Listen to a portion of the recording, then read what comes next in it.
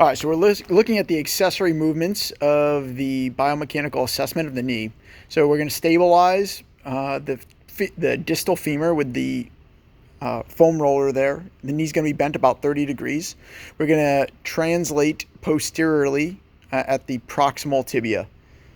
We're gonna be sinking into it, not with our arms and muscling through it, but rather by sinking into it using almost like a hip hinge and or mini squat or lunge.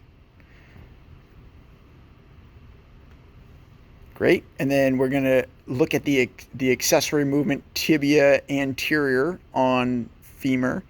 So again, stabilizing proximal hand. Good. So then we're going to stabilize again with the right hand in this case, and we're going to translate anterior. Again, it's going to be the vector of force. If we're thinking about the condyles, it's not going to be a pure up movement. It's going to be slightly back towards you. And then it's not going to be through the arms. It's going to be, you're going to squat down, and then you're going to be pulling up at that approximately 30-degree angle, a perpendicular vector relative to the tibia.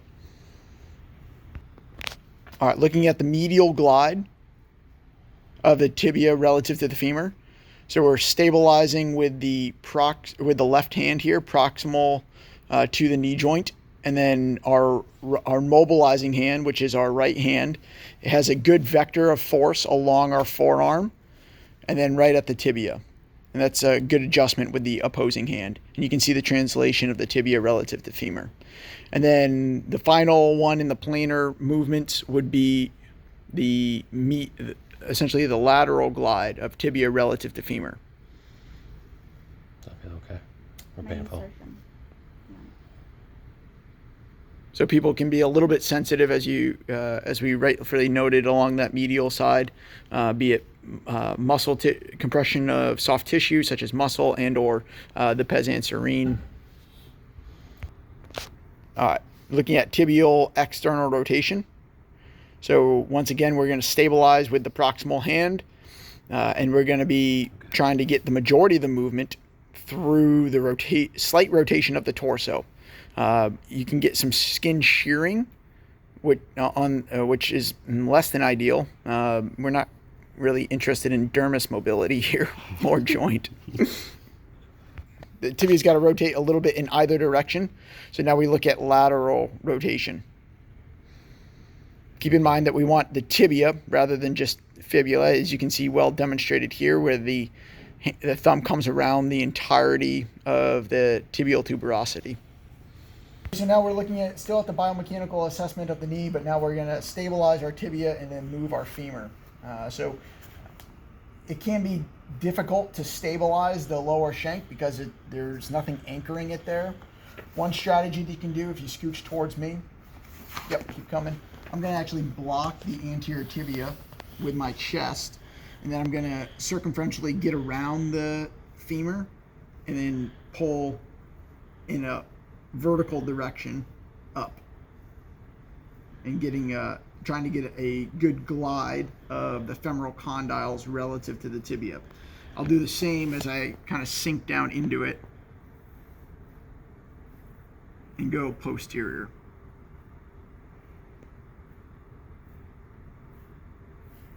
Okay, and really what we're not treating right now, we're just simply assessing, does it glide? And because these are accessory movements, the amount of motion is going to be very subtle, but the more that you do it, the better feel that you get of what is normal versus stiff.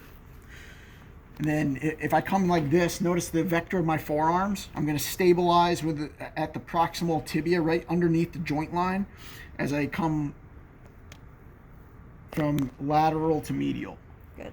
Again, be sensitive to the medial tissues of the tibia.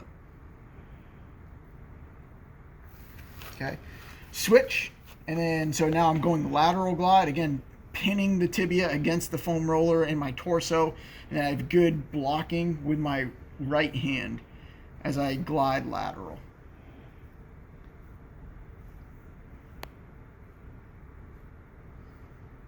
And then finally is rotation. depending on the size of your patient relative to your hands, this can be a little bit more difficult, especially because there's a lot more muscle mass or soft tissue mass at the femur. So again, I'm going to pin, I'm going to come from behind, take up tissue slack, and then it's going to be more of a entire torso rotation or torquing that I get. And that rotates actually quite well. Okay, from the medial rotation, or I guess lateral rotation now, coming from the medial side, take up soft tissue slack. Again, you have the adductors there, pin tibia, and then it's going to be a rotation like that. Keeping in mind, if we have restriction in more than one plane, we're most suspicious of the joint rather than a soft tissue restriction. One plane of movement would be more likely potentially to be more soft tissue, potentially, is the theoretical working mental model. The final biomechanical assessment here is going to be our fibular head. So keep in mind that it comes at an angle like this, not purely back. I'm going to intentionally sit on the foot and ask permission to do so. I'm then going to stabilize at the tibia as I gently glide backwards, and I'm going to pin it right along my thenar eminence, just like this. I'm going to sink into it, and then with my other hand, just keep in mind of the common peroneal nerve. People won't thank you for that. So I'm going to disperse my pressures across the pads of all four fingers rather than just the proximal two. It's going to be like that. Does it move backwards? And does it glide forward? In this case, yes and yes.